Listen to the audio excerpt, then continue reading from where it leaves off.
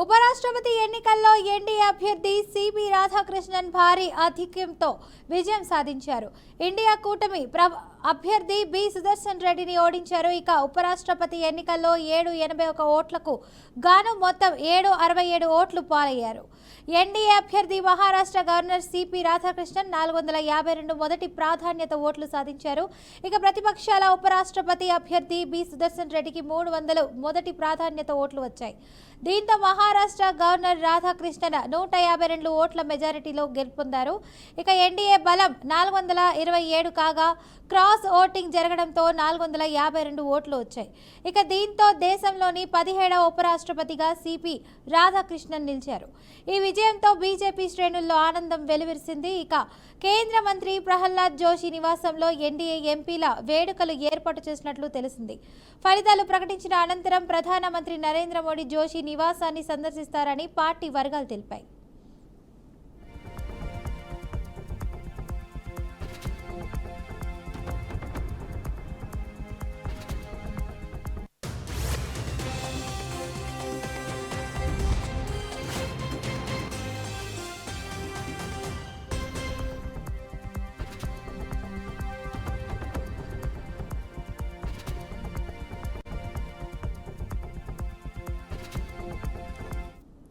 కాగా ఉపరాష్ట్రపతి ఎన్నికకు సంబంధించిన ఓటింగ్ ఉదయం 10 గంటల నుంచి సాయంత్రం 5 గంటల వరకు పార్లమెంట్ హౌస్లో జరిగింది. ఇక ప్రధాని నరేంద్ర మోడీ 10 గంటల సమయంలో తొలి ఓటు వేశారు. అనంతరం ఎంపీలు తమ ఓట్ల హక్కును వినియోగించుకున్నారు. 781 మందిలో మొత్తం 768 మంది ఎంపీలు తమ ఓట్ల హక్కును వినియోగించుకున్నారు. ఇక వాస్తవానికి భారత పార్లమెంట్లో లోక్సభ, రాజ్యసభతో సహా మొత్తం 788 మంది ఎంపీలు ఉండాలి. ప్రస్తుతం 2 సభలలో 7 సీట్లు ఖాళీగా ఉన్నాయి. అయితే మొత్తం 781 మంది ఎంపీలు ఓటు వేయాల్సి ఉంటుంది. వారిలో 13 మంది ఓటింగ్లో పాల్గొనలేదు. వీరిలో బీఆర్ఎస్ నుంచి 4, బీజేడీ నుంచి 7 మంది, ఇక శిరోమణి అకాలీదళ్ నుంచి 1, మరో స్వతంత్ర ఎంపీ ఓటు వేయలేదు. ఎన్డీఏకు చెందిన 207 మంది ఎంపీలు ఓట్ల హక్కును వినియోగించుకున్నారు.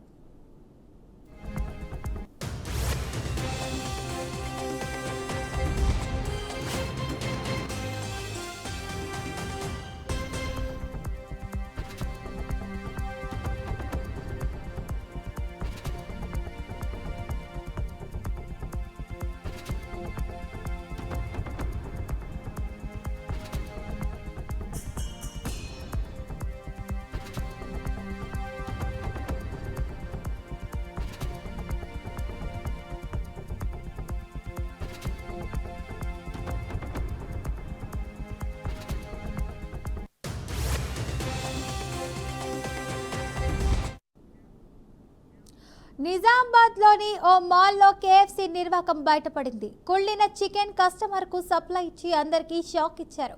అదేంటని అడిగితే వెక్కిలి నవ్వులు నవ్వారు. లెక్క లేకుండా మాట్లాడారు. కుళ్ళిన చికెన్ తిని ఉంటే ప్రాణాలు పోయేవని కదా అని వినియోగదారుడు నిలదీశాడు. అయినప్పటికీ సరైన సమాధానం ఇవ్వలేదు. ప్రస్తుతం ఈ వీడియో సోషల్ మీడియాలో వైరల్గా మారింది. డబ్బులే పరమావధిగా ప్రవర్తిస్తుంటే జనాల ప్రాణాలను లెక్కించేయకుండా వ్యవహరిస్తున్న ఇలాంటి ఫుడ్ స్టోర్స్ పై కఠిన చర్యలు తీసుకోవాలని డిమాండ్లు వెల్లువెత్తుతున్నాయి. ఇక విజిలెన్స్ అధికారులు కూడా తరచూ తనిఖీలు చేయాలని కోరుతున్నారు. అవి ఫ్రోజన్ చేసిన ఎన్ని సంవత్సరాలు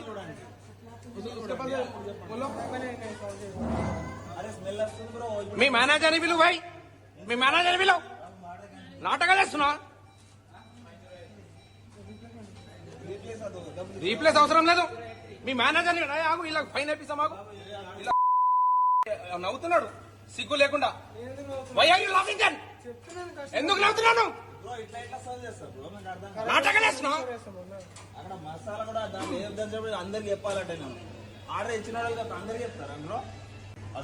కేఎఫ్సీ నిజామాబాద్ వేణుమాల్ చూసుకో. This is what is going. అన్నా దెబ్బలు తింటాను, అర్థమైందా? నువ్వు ఏషాలు వేసినా అంటే ఇప్పుడు దెబ్బలు తింటావు, అందరు బయట తీసి కొడతాం నిన్ను, అర్థమైందా? నువ్వు నవ్వుకుంటా మాట్లాడుతున్నావు, మరి స్మెల్ రావట్లేదా నీకు? లెగ్ పీస్ అది, లెగ్ పీసులు అన్ని అట్లనే. నేను ఇప్పుడు తీసేస్తే ఈ పడేసిండు. ఏషాలు వేస్తున్నావు, బ్లడ్ అది అంటే అట్లా సర్వ్ చేస్తారు. అది సేమ్ బ్యాడ్ స్మెల్, గలీజ్ స్మెల్ వస్తుంది. అది అయిపోతుంది. అది అవి ఫ్రోజన్ చేసిన ఎన్ని సంవత్సరాలది?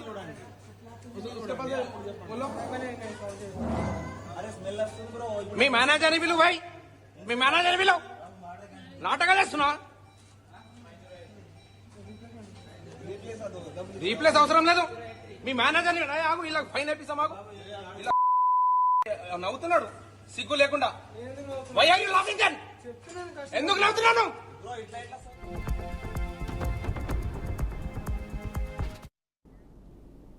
Welcome back to BRK news. ఇక డీటెయిల్స్ లోకి వెళ్తే, సుస్థిర ఆర్థిక వ్యవస్థ సాధించేందుకు వృద్ధి లక్ష్యాలను ఎప్పటికప్పుడు అంచనా వేసుకోవాలని ముఖ్యమంత్రి చంద్రబాబు అన్నారు. త్రైమాసిక ఫలితాలకు తగ్గట్టు తదుపరి కార్యాచరణ ఉండాలని అధికారులతో చెప్పారు. ఇక క్యాంపు కార్యాలయంలో జీఎస్టీపై రాష్ట్ర ప్రణాళిక శాఖ సమర్పించిన 2025-26 ఆర్థిక సంవత్సరం మొదటి త్రైమాసిక వృద్ధి అంచనాలను సీఎం పరిశీలించారు. రెండంకెల వృద్ధిపై సంతృప్తి వ్యక్తం చేసిన ముఖ్యమంత్రి ఈ ఆర్థిక సంవత్సరంలో లక్ష్యంగా పెట్టుకున్న 17.1% వృద్ధి సాధనకు కృషి చేయాలని అధికారులను సూచించారు. ఎంత లక్ష్యం నిర్దేశించుకున్నాం, ఆ మేరకు ఫలితాలు సాధించామనేది విశ్లేషించుకోవాలన్నారు.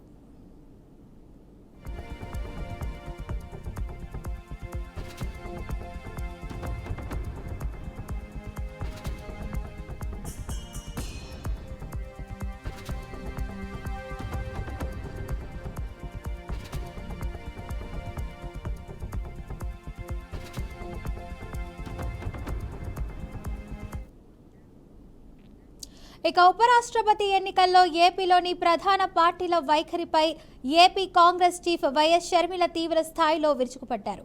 తెలుగు వ్యక్తి అయిన జస్టిస్ సుదర్శన్ రెడ్డికి మద్దతు ఇవ్వకుండా బీజేపీ ఆర్ఎస్ఎస్ అభ్యర్థికి ఓటు వేయడం ద్వారా టీడీపీ, వైసీపీ, జనసేన పార్టీలు తెలుగు జాతికి తీరని ద్రోహం చేశాయని ఆమె తీవ్రంగా ఆరోపించారు. ఈ చర్యను తెలుగు జాతికి చీకటి రోజుగా ఆమె అభివర్ణించారు. ఇక తెలుగు ప్రజల ప్రయోజనాల కన్నా స్వలాభమే ధ్యేయంగా మతపిచ్చి మోదీకి మోకాళ్ళెత్తడమే లక్ష్యంగా టీడీపీ, వైసీపీ, జనసేన చేసిన నీచ రాజకీయాలను చరిత్ర ఎన్నటికీ క్షమించదని మండిపడ్డారు.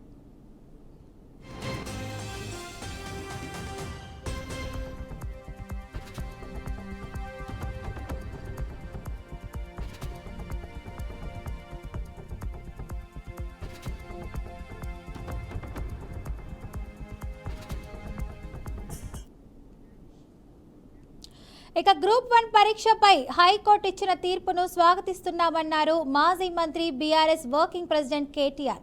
నందినగర్ గ్రూప్ 1 అభ్యర్థులతో సమావేశమైన ఆయన హైకోర్టు తీర్పుపై హర్షం వ్యక్తం చేశారు. కేసీఆర్ ప్రభుత్వం ఆనాడు 500 ఉద్యోగాలతో నోటిఫికేషన్ వేస్తే ఇప్పుడు దానికి 63 కలిపి కాంగ్రెస్ ప్రభుత్వం ఏదో ఇచ్చినట్లు గొప్పలు చెప్తున్నారన్నారు. ఇక పరీక్షలో అవకతవకలు జరగడంలో నిరుద్యోగుల జీవితాలు ఆగమవుతాయన్నారు. గ్రూప్ 1 ఉద్యోగాలు కేసీఆర్ గారి ప్రభుత్వం ఆ రోజు 500 ఉద్యోగాలతో ఒక నోటిఫికేషన్ ఇస్తే కాంగ్రెస్ ప్రభుత్వం వచ్చిన తర్వాత ఆ నోటిఫికేషన్ రద్దు చేసి దానికి మరొక 63 పోస్టులు జోడించి 563 పోస్టులతో ఆనాడు ఫ్రెష్ రిక్రూట్మెంట్ అని చెప్పి ఎగ్జామ్ పెట్టినారు. మీకు ఒక్క విషయం నేను గుర్తు చేస్తా ఉన్నా. రాష్ట్రంలోని నిరుద్యోగ యువతకి, మా తమ్ముళ్ళకి, మా చెల్లెలందరికీ గుర్తు చేస్తా ఉన్నా. కేసీఆర్ ప్రభుత్వం ఉన్నప్పుడు పిఎస్సి పరీక్ష లీక్ అయింది అనే సమాచారం మాకు రాగానే, సమాచారం మాకు మీడియా ద్వారా రాలేదు, ఎవరో పిల్లల ద్వారా రాలేదు, నిఘా వ్యవస్థ ద్వారా వచ్చింది.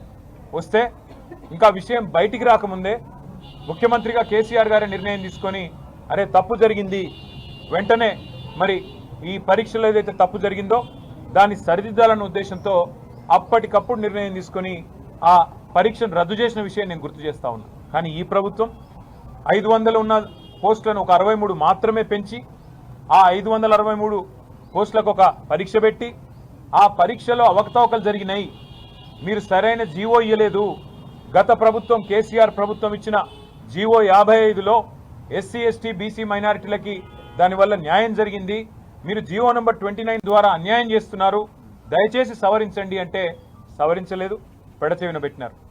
పరీక్ష జరిగిన తర్వాత ఫలితాలు వచ్చిన తర్వాత తప్పు జరిగింది, తెలుగు మీడియం విద్యార్థులకు అన్యాయం జరిగింది అని ఆక్రోశించినా పట్టించుకోలేదు. అట్లాగే కొన్ని సెంటర్లలో పరీక్ష రాసిన వాళ్ళకి ఎక్కువ మార్కులు వచ్చినాయి, వరుసగా రూల్ నెంబర్లు ఉన్న వాళ్ళకి ఎక్కువ మార్కులు వచ్చినాయి. ఇవాల్యుయేషన్లో కూడా ఏదో ఖచ్చితంగా కుంభకోణం జరిగింది. చూస్తుంటే గతంలో ఏపీపీఎస్సీలో ఆనాడు కాంగ్రెస్ ప్రభుత్వం ఉన్నప్పుడు ఎట్లా అయితే సీట్లు అమ్ముకున్నారో ఇప్పుడు కూడా అట్లాంటి కుంభకోణమే జరిగినట్టుంది. మీరు దయచేసి దీన్ని సవరించండి అని ప్రభుత్వ పెద్దల చుట్టూ తిరిగినారు కాలికి బల్పం కట్టుకొని.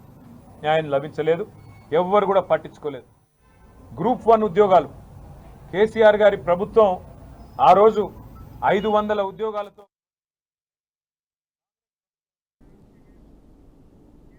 క్రికెట్ అభిమానులు ఎంతో ఆసక్తిగా ఎదురుచూస్తున్న ఆసియా కప్ 2025 టోర్నీకి ముందే వాతావరణం వేడెక్కింది.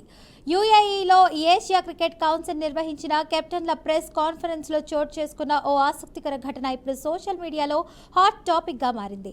ఈ సమావేశంలో భారత కెప్టెన్ సూర్యకుమార్ యాదవ్, పాకిస్తాన్ కెప్టెన్ సల్మాన్ అలీ అఘు ఒకరినొకరు పలకరించుకోకుండా, కనీసం కరచాలనం కూడా చేసుకోకుండా వెళ్లిపోవడం చర్చనీయాంశమైంది.